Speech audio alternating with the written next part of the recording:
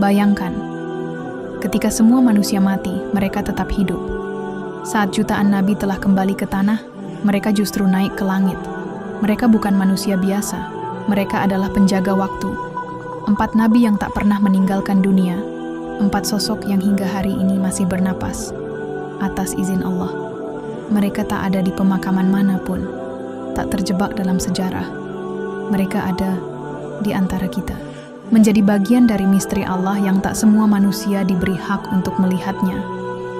Siapa mereka? Mengapa mereka belum mati? Dan apa misi mereka untuk dunia yang semakin gelap ini? Inilah kisah nyata dari para nabi yang abadi. Ia disebut Al-Khidir karena setiap kali ia duduk di atas tanah gersang, tanah itu menghijau. Tapi lebih dari itu, Khidir adalah manusia yang hidup di antara dua dunia, antara dunia nyata dan dunia ilmu Allah yang tersembunyi. Dalam surah Al-Kahfi, ia muncul sebagai guru dari Nabi Musa, tapi bukan guru biasa. Khidir hidup dalam ketersembunyian.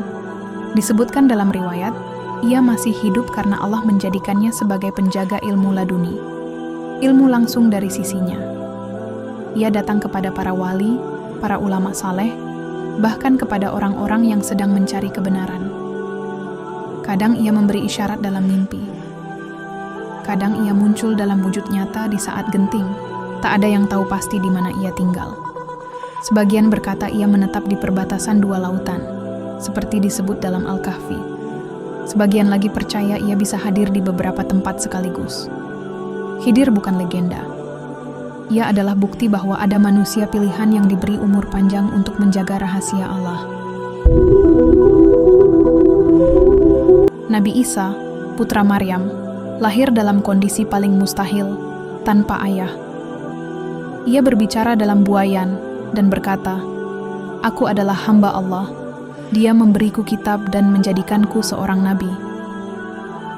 Dalam hidupnya, Isa alaihissalam menyembuhkan yang buta dan kusta, menghidupkan orang mati, semua atas izin Allah. Tapi yang lebih luar biasa adalah akhir dari hidupnya di dunia. Umat Nasrani meyakini bahwa ia disalib, namun Al-Quran menegaskan sebaliknya. Mereka tidak menyalibnya, tidak pula membunuhnya, tetapi diserupakan bagi mereka. Isa diangkat ke langit, masih hidup hingga hari ini. Tapi bukan hanya hidup untuk diam.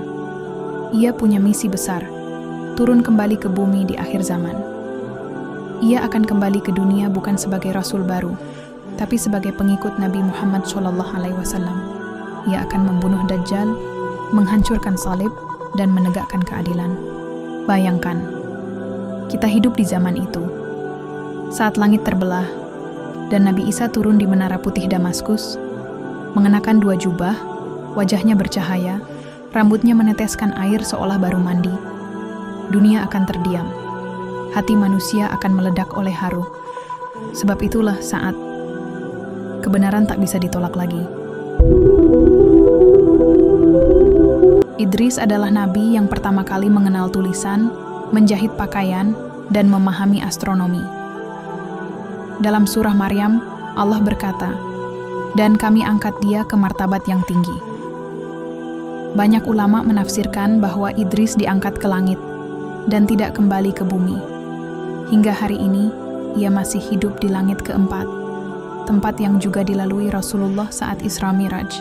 Idris adalah simbol manusia yang tidak puas dengan dunia. Ia ingin lebih dekat kepada Tuhannya, dan Allah memenuhi permintaannya. Ia diangkat bukan karena hukuman, tapi karena kemuliaan, sebagai penjaga ilmu langit, penulis takdir, arsitek langit. Saat langit tak bisa dijangkau oleh ilmu manusia, Allah mengangkat Idris ke sana. Di antara bintang, di antara langit dan arsy, Idris menjalankan tugasnya. Menjadi bukti bahwa manusia, jika bersih hatinya, bisa berada sangat dekat dengan Allah. Nabi Ilyas bukan hanya nabi untuk kaum Bani Israel. Ia adalah simbol perlawanan terhadap kesyirikan yang menolak padam. Ketika kaumnya menyembah Baal, dewa palsu dari bangsa Kanaan, Ilyas berdiri sendirian, menantang para penguasa dan menyeru, "Mengapa kalian menyembah selain Allah Tuhanmu dan Tuhanku?" Ia hidup dalam pengasingan. terasing oleh manusia, namun dekat dengan langit. Sebagian besar ulama berpendapat, Ilyas belum mati. Ia diangkat Allah dalam keadaan hidup dan akan kembali menjelang kiamat, bersama dengan saudaranya, Nabi Idris atau Khidir, untuk menyaksikan akhir zaman. Ilyas berjalan di bumi dengan langkah ringan, hidup dalam ketersembunyian seperti embun.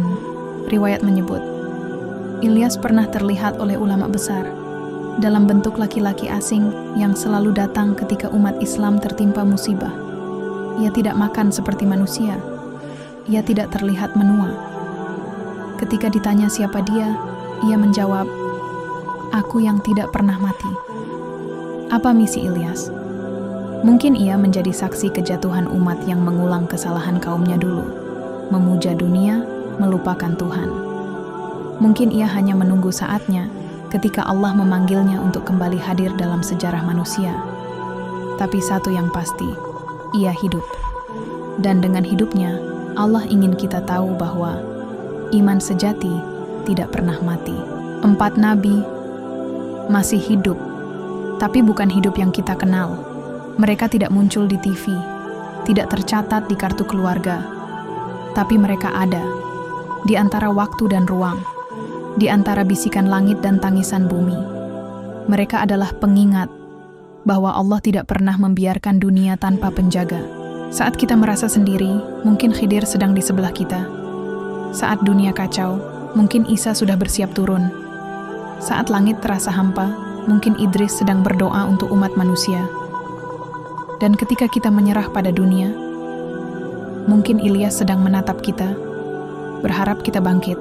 Dan kelak, saat hari itu datang, langit terbuka, waktu berhenti, dan seluruh manusia bersujud. Mereka akan kembali. 4 manusia pilihan, 4 napas keabadian, 4 wajah cahaya yang tidak pernah menyentuh kematian. Mereka masih hidup, bukan untuk diri mereka tapi untuk kita. Terima kasih telah menelusuri waktu bersama kami. Di balik kisah lama, tersimpan hikmah yang abadi. Jangan lupa untuk like, subscribe, dan aktifkan lonceng agar tak ketinggalan kisah penuh makna dari zaman old. Sampai jumpa di cerita selanjutnya, karena sejarah bukan untuk dilupakan, tapi untuk direnungkan. Assalamualaikum warahmatullahi wabarakatuh.